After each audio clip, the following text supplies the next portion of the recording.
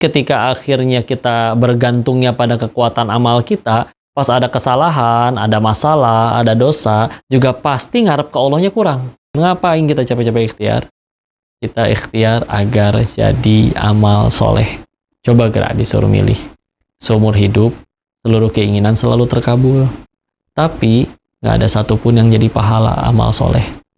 Berarti kita dapat apa pas meninggal? Maka nggak boleh ada yang dijadiin sandaran. Kecuali, ya hanya Allah saja.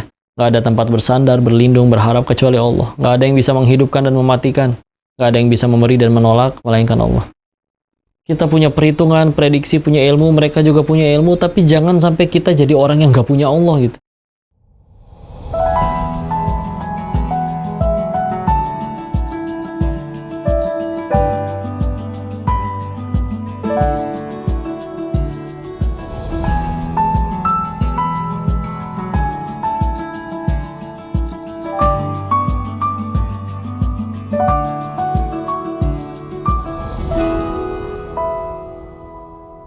Bismillahirrahmanirrahim. Assalamualaikum warahmatullahi wabarakatuh. Alhamdulillahirabbil alamin. Alhamdulillahilladzi arsala rasulahu bil huda wa dinil haqq wa liyuzhirahu 'alad dini kullih.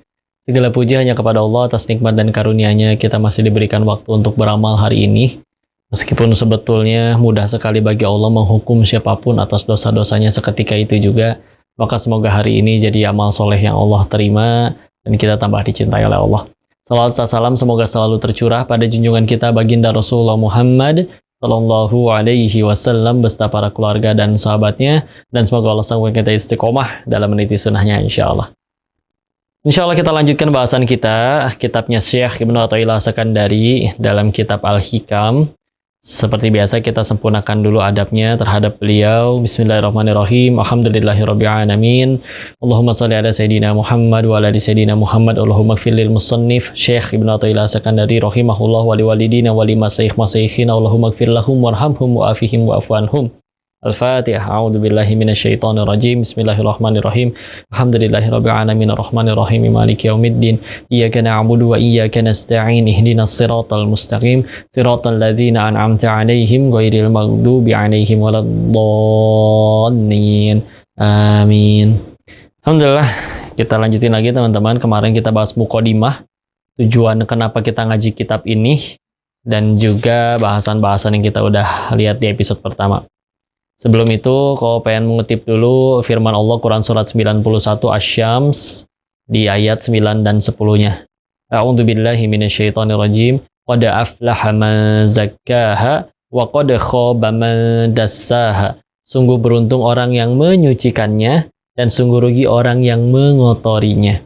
Apa yang dimaksud? Tentu adalah hatinya. Ya, ada Alkisah, seorang dermawan, orang kaya dapat rezeki, dia beli kambing. Minta tolong Pak Kiai untuk dibagikan satu desanya. Minta dipotong, dibagiin, biar semua kebagian, tapi dia request. Boleh nggak saya minta bagian paling nggak enaknya aja deh, paling buruk dari kambing ini. Maka disanggupi, dipotong, dibagikan, semua masyarakat kebagian, akhirnya setor ke rumah sang dermawan. Begitu dibuka, ini bagian yang terburuk yang di dalam plastik, dibuka isinya adalah, ternyata adalah hatinya dan juga lidahnya. Oke, hari itu selesai, besoknya Pak Dermawan dapat rezeki lagi, beli kambing lagi. Udah gitu, minta Pak Kiai untuk dibagiin lagi kepada semua masyarakat. Tapi kali ini beda. Kemarin udah minta bagian terburuk, hari ini minta bagian terbaik dari kambing tersebut.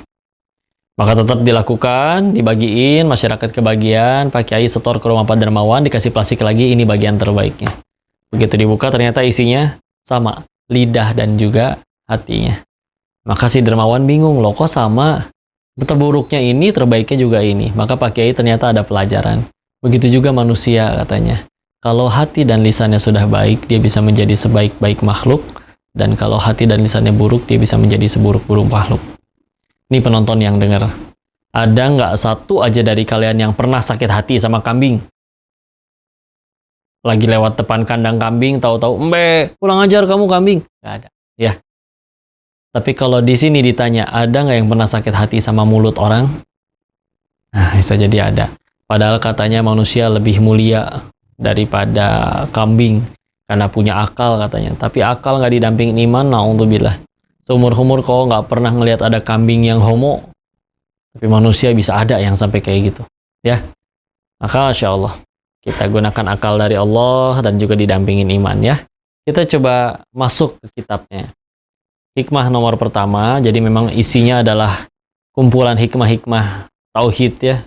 Tazkiyatun nafs yang membuat kita tambah dekat sama Allah. Nah, ini adalah hikmat pertamanya. Qala musannif, qala Syekh Ibnu Athaillah As-Sakandari fi Kitabil Hikam, min alamatil i'timadi 'alal 'amali nuqsanur raja'i inda wujudiz zalali. Setengah dari tanda bahwa seorang itu bersandar diri pada kekuatan amal usahanya, yaitu berkurangnya pengharapan terhadap rahmat karunia Allah ketika terjadi padanya suatu kesalahan atau dosa. Ya. Jadi tanda kalau orang itu nyendernya pada kemampuan dirinya sendiri nih, aku kan pinter, aku kan jago, aku kan kuat, aku kan punya kuasa dan lain-lain, maka dia pasti berkurang nih pengharapannya terhadap rahmat karunia Allah ketika terjadi padanya suatu kesalahan atau dosa. Ini naudzubillah teman-teman. Jadi ilah atau sesembahan, kan kata kalimat la ilaha illallah, tiada Tuhan selain Allah. Nah, suka kayak gitu terjemahannya. Padahal kan Tuhan dalam bahasa Arab itu Rabb. Rabbi, Tuhanku, Rabbana, Tuhan kami. Sedangkan ilah artinya adalah sesembahan. Jadi sepertinya seharusnya tidak ada sesembahan yang layak untuk jadi ilah, melainkan selain hanya Allah saja. Nah, ilah ini nanti maknanya meluas, termasuk di dalamnya adalah apapun yang mendominasi hati kita. Ya. Kayak kadang misalnya dia sholat sih kok, tapi ketinggalan sholat gak pernah nangis, giliran giliran uangnya hilang dia baru nangis. Ya udah, berarti sederhana. Berarti di hatinya adalah uangnya. Atau juga dibalik, kalau misalkan dia sholat ketinggalan sholat gak pernah nangis, giliran gagal nyalek, gila, berarti di hatinya ada jabatan. Ya. Nah, seharusnya yang ada di hati itu Allah, karena ini juga menentukan nanti dia bahagia dan sedihnya. Dan kadang yang bisa menjadi ilah itu entah hartanya, dia bergantung sama hartanya, jabatannya, popularitasnya, atau dia bergantung bahkan kepada ya ayahnya juga yang mungkin punya jabatan misalkan. Maka yang juga bisa menjadi ilah lain adalah di sini kekuatan amal usahanya, ikhtiarnya. Misalkan ya Allah, saya pengen masuk kampus, saya udah belajar, udah ikut bimbel, nyampe begadang, keluar biaya, nah pasti masuk nih. Kan udah saya lakuin semua nih. Ternyata nggak masuk, pasti kecewa. Kenapa? Karena dia bergantungnya nggak ke Allah, tapi ke ikhtiarnya. Saya kan udah belajar lebih banyak dari orang, udah begadang lebih banyak dari orang. Nah itu, kalau gantungnya nggak ke Allah, ini rugi sebenarnya, rugi banget. Ya. Dan juga tadi pasti masih bisa kecewa. Sedangkan seharusnya kan kita nyendernya ke Allah. Yang nentuin kita lulus atau enggak, Allah. Yang nentuin, jangankan pengen lulus, Allah nggak izinin kita nyampe ke tempat ujiannya aja nggak nyampe demi Allah. Padahal udah belajar mungkin, udah kursus dan yang lain-lain. Ya. Terus nanti ketika akhirnya kita bergantungnya pada kekuatan amal kita, pas ada kesalahan, ada masalah, ada dosa, juga pasti ngarep ke Allahnya kurang. Ketika ngarep ke Allahnya kurang, maka dia salah fokus. Contoh nih, artis. Aibnya kebuka. Sibuknya yang dipikirin apa? Endorsan hilang. Sinetron pada nggak mau lanjutin kontrak. Dan yang lain-lain. Ya, follower kabur. Padahal seharusnya yang lebih dipikirin setiap kali ada aib terbuka atau kena masalah adalah gimana caranya gara-gara kejadian ini aku jadi diampuni Allah. Karena kalau belum ini yang dipikirin, maka demi Allah pasti stres melulu. Lagian kalau disuruh pilih ya, anggaplah netizen kembali cinta. Tapi ternyata Allah belum ngampunin karena kita nggak tobat-tobat. Demi Allah itu masih musibah dan bahaya. Ya. Atau dibalik, misalkan ya mungkin netizen belum kembali cinta, follower belum kembali, endorsan dan sinetron belum kembali banyak.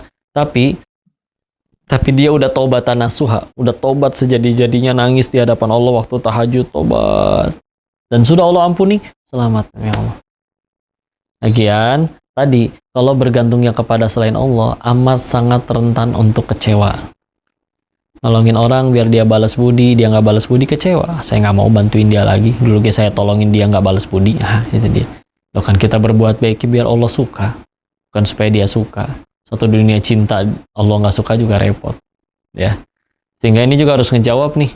Kalau misalkan ada orang yang nanya, atau buat apa kita capek-capek ikhtiar? Karena kan yang nentuin Allah. Saya dagang nih, buat apa saya capek-capek nawarin? Yang nentuin beli atau enggak kan Allah. Allah tentuin dia pengen beli, nggak usah saya tawarin juga dia datang pengen beli. Atau juga dokter, dia datang ke UGD berkata, pasien, kamu sakit separah apapun saya nggak toel, kata Allah sembuh, sembuh. Pasien selanjutnya sakitnya cuma sakit panu misalkan. Kamu saya obatin sama 1000 dokter pun, tapi kata Allah mati, mati. Ada yang nyelat tuh, kalau gitu dokter buat apa ke IGD tengah malam? Kan yang nyembuhin Allah, bukan dokter. Buang-buang waktu si dokter mah. Maka buat apa kita capek-capek ikhtiar? Datang tiap hari kerja ke kantor yang nentuin gajian atau enggak juga Allah. Belum tentu Allah kasih umur sampai waktu gajian. Ngapain kita capek-capek ikhtiar? Kita ikhtiar agar jadi amal soleh. Biar jadi pahala. Coba gerak disuruh milih. Seumur hidup, seluruh keinginan selalu terkabul. Tapi, nggak ada satupun yang jadi pahala amal soleh. Berarti kita dapat apa pas meninggal? Capek doang di dunia. Iya, duitnya dapat, hartanya dapat, jabatannya dapat. Tapi meninggalkan nggak ditanya itu. Nggak ditanya jabatannya setinggi apa, tapi jabatannya dipakai apa. Nggak ditanya followernya berapa, tapi ditanya followernya kamu ajarin atau kasih konten apa. Setahu Koko ada pintu surga 8, tapi nggak ada satupun pintu surga bagi yang centang biru. Terus, juga kalau uang, nggak ditanya saldonya berapa, nominalnya berapa. Tapi ditanya dapatnya dari mana, terus dipakai untuk apa.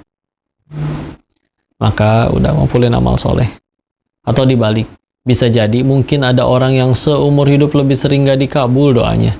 Tapi tiap kali berucap, bertindak, berbuat, yang penting jadi pahala, jadi amal soleh yang Allah terima. Meninggal, bisa jadi dia yang paling banyak bekalnya.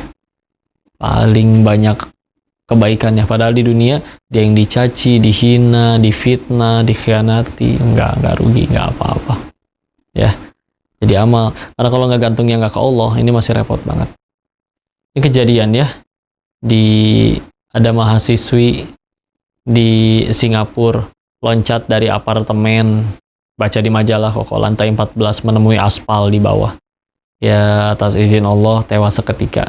Ketika diselidiki oleh kepolisian, nyari tahu kenapa bunuh diri, akhirnya dia ketemu buku diari oleh pihak berwajib di dalam apartemennya. Setelah dibaca-baca buku diarinya, ternyata kesimpulannya adalah karena jerawatnya nggak sembuh-sembuh.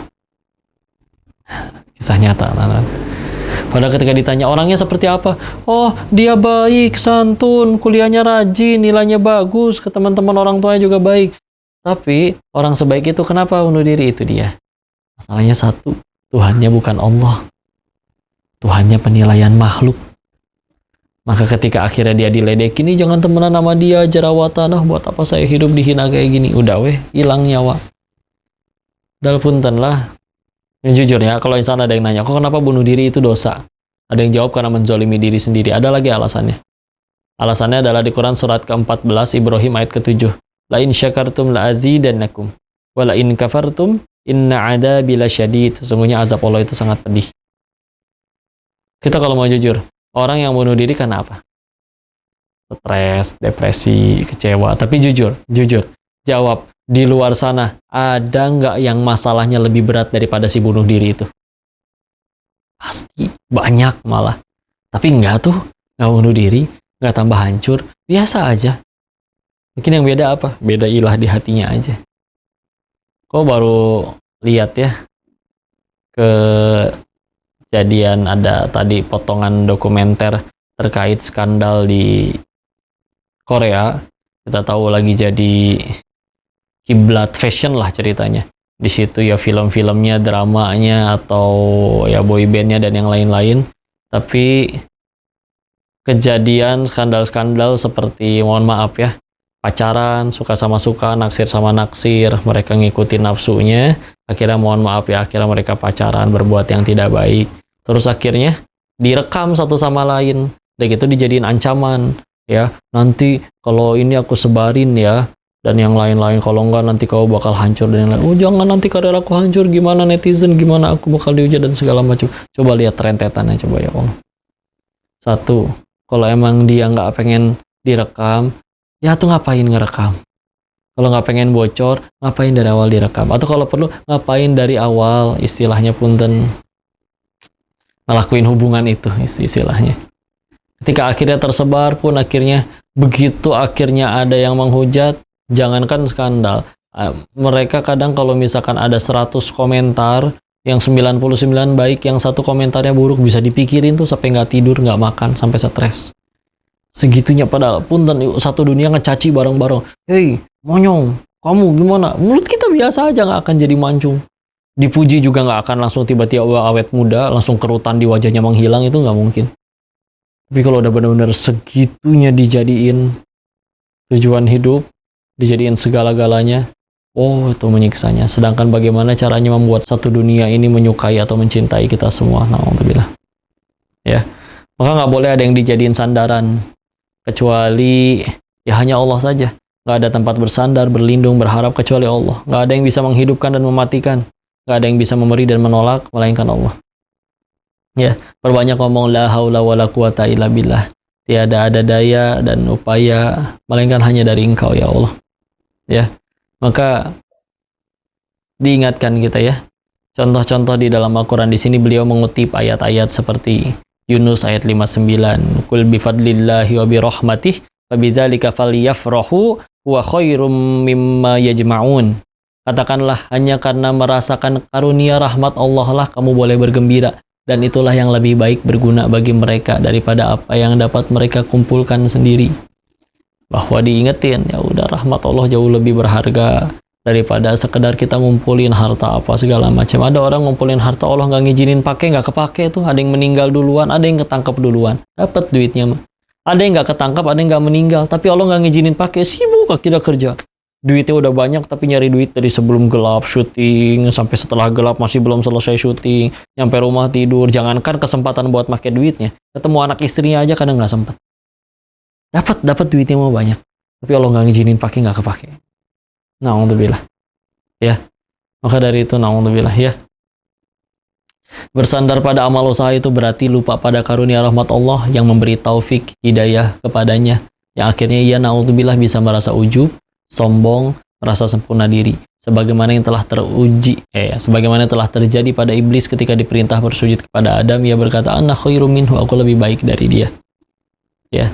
Atau juga telah terjadi pada Qarun di surat ke-28 Al-Qasas ayat 78-nya. Innama utituhu ala ilmin 'indi. Sesungguhnya aku mendapat kekayaan ini karena ilmuku semata-mata. Ya, ngerasa kayanya dari Allah. Kalau emang beneran dari Allah, tahan dong kalau Allah mau cabut. Kenapa kalau Allah udah pengen ambil pada nggak bisa nahan hartanya sendiri? Kalau benar-benar harta ini benar milik kita, mutlak dong kekuasaannya. Kenapa masih ada yang kalah judi? Kenapa masih ada yang udah menang judi pun Allah ambil, ya duitnya hilang, ya ditipu orang? Kan bukti bahwa itu benar-benar bukan punya kita. Cuma titipan. Maka yuk, segalanya datangnya kebaikannya dari Allah. Jangan sampai bergantung kepada selain Allah. Meskipun itu cuma amal kita sendiri. Karena kalau ngegantung ya ke amal kita juga sama. Bisa kecewa dan kita bisa gagal. Coba ya, dia misalkan udah masuk kampus, pengen masuk kampus ke yang idam-idamkan. Rugi nggak ketika nggak kepilih? Yang kepilih malah temen yang nggak belajar, coba. Dibilang lagi kalau misalkan sudut pandangnya udah ngejar apa yang Allah suka, dia keluar biayanya, ikut bimbelnya, ikut kursusnya, begadangnya. Kalau niatnya bener, caranya bener, jadi pahala, jadi amal soleh. Nggak akan Allah sia-siain tuh. Bahkan meskipun ternyata nggak berhasil masuk ke kampus yang dia idam-idamkan, tapi kan tadi udah dapat pahalanya, amal solehnya, nggak rugi. Lagian itu yang lebih kita butuhin. Kitanya kecewanya gara-gara ya menurut saya bahagianya tuh dari situ. Dari kalau misalkan tadi tercapai keinginannya, padahal tadi balik lagi kata siapa yang kita pengen itu selalu baik. Sedangkan dicontohkan bagaimana. Karena orang soleh terdahulu itu kalau terjadi apapun dalam hidupnya cuma dua yang akan mereka lakukan. Satu, syukur. Dua, tobat. Syukur nambahin nikmat. Tobat itu jauhin dari musibah. Contoh yang syukur. Ini dari surat 27 An-Naml ayat 40-nya. Hadza min fadli rabbi. Ini semata-mata dari karunia Tuhanku.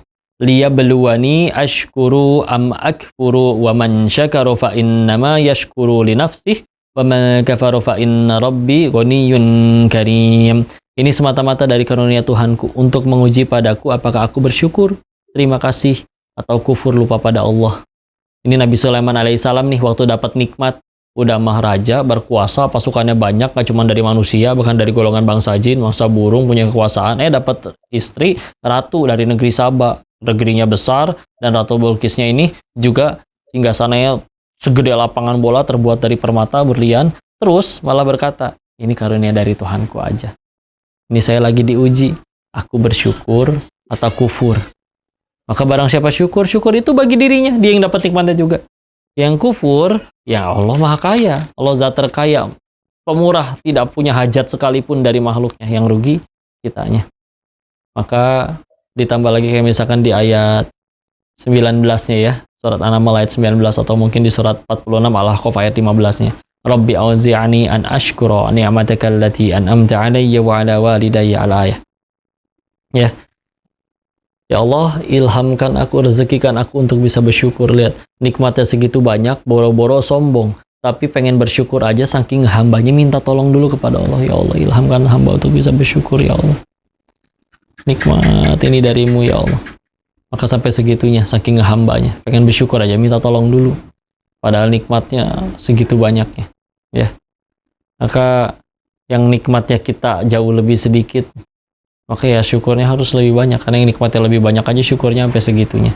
Kita bahkan ada yang dapat nikmatnya malah ngambek, percuma gaji segini, saya baru bahagianya nanti kalau udah sekaya dia, kalau udah terkenal dia. Alhamdulillah. Ya. Dan yang kedua tadi adalah taubat. Karena sejatinya dia contohlah Nabi Yunus alaihissalam, lelah mendakwahi umatnya, dicaplok ikan paus, nggak ngambek. Ya Allah, pan saya teh nabi mah kia-kia teh ingat tuh ujian teh. Enggak sama sekali. Tapi malah 21 surat Al-Anbiya ayat 87, la ilaha illa anta subhanaka inni kuntu minal zalimin. Tiada ilah selain engkau, maha suci engkau, sesungguhnya saya yang zalim. Udah nggak mau nyalain siapa-siapa. Atau Nabi Adam diusir dari surga. Padahal kan kalau misalkan ibarat kita udah di kelas diajakin bolos. Pas udah bolos kita yang ketangkep sama Pak Guru, pasti kita ngomong, Pak saya mah diajakin Pak sama dia. Kan Nabi Adam kalau mau jujur bisa gitu. Ya Allah kan kau tahu saya mah diajak oleh iblis. Iblis tuh yang ditangkep, misal kayak begitu. Tapi ternyata kan malah surat ke-7 Al-A'raf ayat 23-nya. Rabbana zalamna anfusana wa illam taghfir lana wa tarhamna lanakunanna minal khasirin. Wahai Tuhan kami yang zolim, ngaku udah. Jika engkau tidak merahmati dan mengampuni kami, sungguh kami yang rugi. Apa teman-teman? Karena salah satu sifat yang paling harus dibuang adalah nyalahin orang. Ada orang yang setiap kali ada masalah, sibuk nyari siapa yang salah. Begitu udah dapat kambing hitamnya, dia bersyukur. Alhamdulillah bukan saya yang disalahin. Udah gitu sibuk ngomporin, emang dia mah gitu Pak, udah sering saya kasih tahu, dianya tambah soleh enggak, tambah takwa enggak, tambah dekat sama Allah enggak. Yang penting sibuk ngomporin, yang penting bukan dianya. Padahal seharusnya lihat seperti Nabi Adam, siapapun yang salah, nggak peduli mau iblis kayak mau siapa kayak, yang saya tahu gimana caranya dari setiap kejadian saya tambah dekat sama Allah. Dan tobat itu mendekatkan kepada Allah. Bagian kalau ada doa kita yang belum dikabul, teman-teman, yolah bismillah. Ada hadis riwayat dari Imam Ibnu Najjar mengingatkan, ketika ada hamba berdoa kepada Allah, maka Allah memanggil Jibril, hai Jibril, datangi hamba itu, kabulkan permintaannya, tapi diakhirkan. Kenapa? Karena aku senang mendengar doanya, senang mendengar rintihannya. Yuk bayangin teman-teman, apa yang lebih berharga daripada Allah rindu sama kita? Kita hamba yang begitu banyak kurangnya, banyak kufurnya, banyak ngeluhnya, nikmat sekian banyak, tapi kita bisa-bisanya tuh, begitu akhirnya dapat nikmat, terus bisa lupa sama Allah, dan tadi ternyata Allah rindu sama kita. Oh, itu nikmat yang jauh lebih mahal. Hamba seperti kita dirindukan oleh Allah. Maka dari situ yuk harus benar-benar diingat, ya Allah, itu nikmat yang luar biasa. Karena di lanjutan riwayatnya ada disebutkan bahwa ketika ada hamba berdoa, Allah perintahkan Jibril, hey Jibril, kabulkan permintaan orang itu segera, karena aku tidak suka mendengar doanya. Jadi kalau doa tiba-tiba langsung dikabul tuh jangan langsung kegeeran, ya Allah sayang dan segala macam. Nah, untuk bila bisa jadi istidraj. Allah nggak suka udah segera dikabulin. Biar dia akhirnya ketika udah dikabulin gak berdoa lagi ke Allah, lalai. Kita tahu sendiri kan kadang gampang ingat Allahnya sama kalau pas lagi ada masalah atau musibah. Padahal yang baru jadi kebaikan kan segala hal itu adalah ketika bikin kita tambah dekat sama Allah, tambah ingat sama Allah. Ayolah dirindukan Allah. Kapan? Kita punya Allah, kita punya perhitungan, prediksi, punya ilmu, mereka juga punya ilmu, tapi jangan sampai kita jadi orang yang gak punya Allah gitu. Ketika Nabi Musa alaihissalam dikejar-kejar sama Firaun dan pengikutnya, mentok ini udah di ujung laut, ya Allah malah disuruh larinya ke laut. Pasukan jalan buntu nih, itu dikejar-kejar sama yang jahat dari belakang. Tapi tidak yakin, nggak mungkin. Kalah nggak, sekali-kali tidak, Allah pasti ngasih jalan keluar, nggak mungkin nggak. Tetap yakin sampai sebegitunya. Nah, ketika akhirnya yakin sampai sebegitunya itu Allah ketahui, maka dibukakan jalan. Bahkan jalan yang dibukakan itu yang musuhnya mengira, wah dibukain jalan nih buat tangkap Musa dan pengikutnya. Ternyata malah jadi jalan kematian mereka. Bisa jadi waktu itu Nabi Musa juga, ini gimana jalan buntu malah suruh lari ke sini. Enggak, tapi pasti yakin. Ingat gak? Waktu Nabi Ibrahim alaihissalam harus dibakar hidup-hidup. Pertanyaannya, beliau tahu nggak kalau api itu panas? Yakin, tahu. Yakin api itu membakar? Yakin, tahu api itu panas, membakar, dan akan bisa menyiksa dirinya. Tapi dibanding api itu panas, beliau punya 3 keyakinan yang lebih tinggi. Apa keyakinannya? 1, ia yakin kalau kata Allah saya mati, nggak usah pakai api ini juga saya pasti bisa mati. 1. 2, kalau kata Allah saya nggak akan mati, mau api, mau gunung meletus, mau gempa, tsunami, kata Allah nggak mati, pasti nggak mati. 3, kalau saya udah ngelakuin ini untuk Allah, saya tetap mati, maka saya yakin Allah akan berikan balasan yang jauh lebih baik. Beliau, Nabi Ibrahim alaihissalam, lebih yakin tentang 3 hal ini daripada yakin api itu panas. Maka bismillah, hasbunallah wa ni'mal wakil, ni'mal maula wa ni'man nasir. Allah jadikan api dingin bagi beliau. Kadang-kadang masalahnya bukan nggak ada nikmat, bukan nggak ada rezeki, tapi mungkin kurang yakin sama sang pemberi rezeki. Nggak mungkin Allah ngelahirin hambanya terus lupa, itu hamba lupa dikasih rezeki. Nggak pernah ada satu makhluk pun lupa dikasih rezeki sama Allah. Kitanya aja kali yang mempersempit rezekinya, cuman duit, cuman jabatan, dan lain-lain. Nggak begitu banyak nikmat Allah yang lain. Anggaplah kalau kita kejar semua yang kita suka itu dapat pun Allah nggak izinin dia bahagia, nggak bahagia. Pernah lihat kan pasti orang yang kaya dan punya segala-galanya tetap stres. Kalau bahagia adanya di harta, yang kaya masih ada yang selingkuh, masih ada yang korupsi. Kalau bahagia dari pasangan, tampan, cantik, ada yang masih artis masih kawin cerai. Artis bahkan ada yang bunuh diri padahal terkenal iya, tampan dan cantik iya. Udahlah, bahagia adanya pada apa yang Allah suka, bukan yang kita suka. Jangan sampai kita bersandarnya kepada selain Allah. Tenang, Allah aja. Mungkin Allah kecewain kita, nggak mungkin Allah tinggalin kita, beneran. Nggak, kalau cuman kepada Allah doang kita nggak akan kecewa. Maka udah, carinya Allah aja. Ada masalah apa-apa, udah sholat dulu, pikir dulu, ingat dulu. Yang dipikirin gimana caranya tambah dekat sama Allah dulu. Jangan yang macam-macam, udah. Karena kalau kita salah fokus, kayak tadi artis yang aibnya kebuka, yang dikejar adalah gimana aibnya tertutup lagi, netizen kembali cinta, udah salah fokus. Balikin langsung ke Allah. Jadikan Allah segala-galanya, Allah jadikan segalanya mudah bagimu. Kayak gitu teman-teman. Ini hikmah nomor 1 dari kitab Al-Hikam. Masih akan ada banyak perjalanan panjang, kita akan bahas. Mudah-mudahan Allah istiqomahkan kita dalam mengkaji kitab ini, dan yang paling penting juga mengamalkannya. Bismillah. Ketika akhirnya hati ini diganti, isinya hanya tinggal dengan Allah saja, nanti Allah yang ubah hidup kita. Lebih tenang, damai, bahagia, segalanya Allah yang penuhin. Maka sekian dulu teman-teman untuk bahasan kita di kitab Al-Hikam, hikmah nomor 1 ini. Kita akan ketemu lagi nanti di hikmah-hikmah selanjutnya. Sebelum itu, kalau pengen ingetin, bagi teman-teman yang pengen bangun rumah di surga, berkontribusi, punya pahala jariah yang mengalir meskipun setelah wafat, maka kami sedang berusaha membebaskan lahan untuk pembangunan Masjid Khairu Ummah. Maka silakan, bisa ada lihat yang tulisan jalan di bawah ini, atau juga yang pengen membantu untuk dakwah bisa tersebar. Alhamdulillah kita nggak ketemu, jauh pun bisa ditonton lewat ini, maka juga bisa bersedekah atau berinfak untuk membantu dakwah dengan media melalui Kalam TV. Semuanya ada di bawah, dan kalau kalian transfer, sejatinya itu masih uang kalian, cuma ditransfer dari rekening kalian di dunia ke rekening akhirat. Kalian juga akan mendapat kebaikannya. Allah Maha Kaya, nggak butuh sedekah kita aslinya. Tapi Allah yang Maha Kaya itu saking baiknya, kita sedekahnya padahal aslinya rezekinya dari Allah, tapi ikut kita kebagian nikmatnya. Ya.